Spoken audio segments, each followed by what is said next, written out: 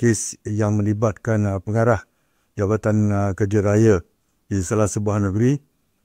Untuk kes tersebut, kita syaki bahawa pengarah dan juga beberapa orang pegawai dia telah menerima wang rasuah daripada kontraktor-kontraktor berhubung dengan projek-projek senggaraan.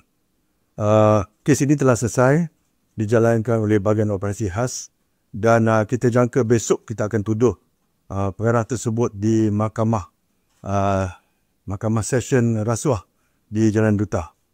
Basically jumlah yang sekarang ni kita telah menyita akaun berjumlah 613 juta ringgit, melibatkan 79 akaun individu, 16 akaun syarikat, dan juga merampas beberapa property lah, aset termasuk kenderaan, wang tunai dan sebagainya lah.